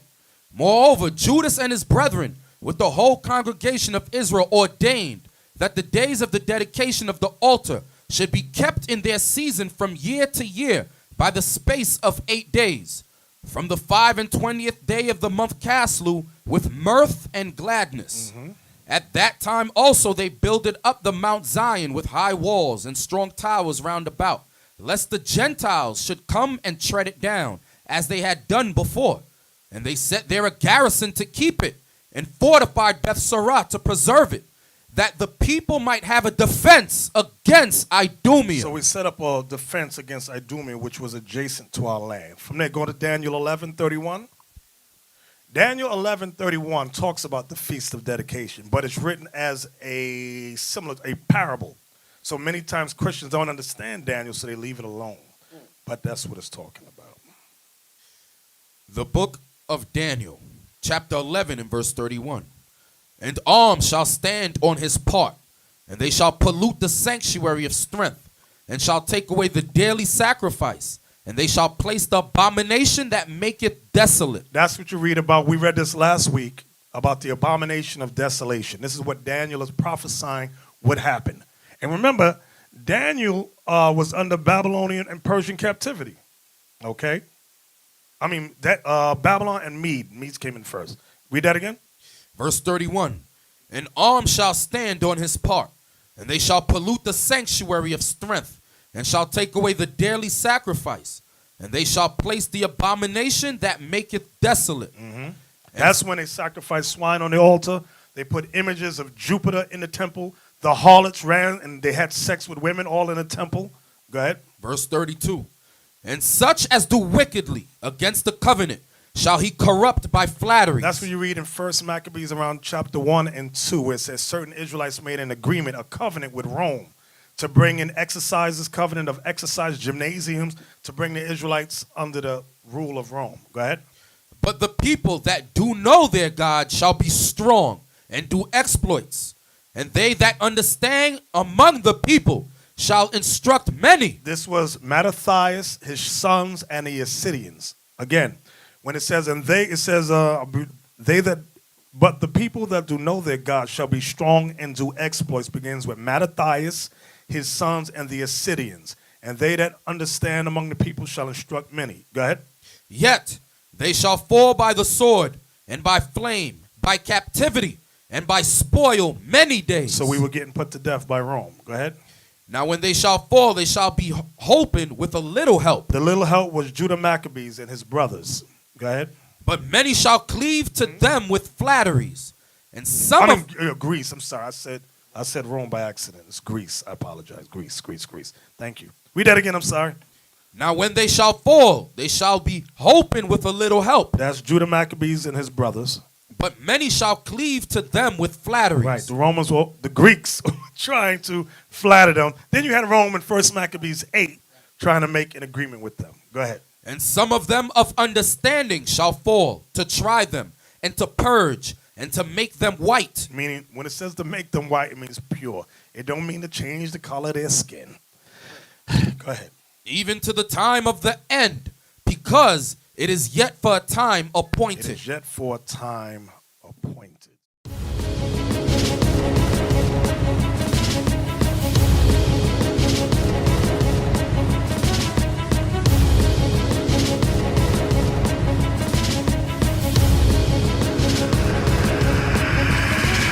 Shalom, Israel. I'm Elder Nathaniel of Israel United in Christ. YouTube likes to shut our channels down, as some of you have noticed, ever so often. Subscribing to join IUIC will assure you will always stay connected to our YouTube accounts. We want to do our best to make sure this truth gets out. Please click and join our subscriber YouTube channel called Join IUIC to stay linked to all of our videos. So again, please make sure you subscribe to this and join IUIC channel to get your latest updates from all our YouTube channels. Shalom.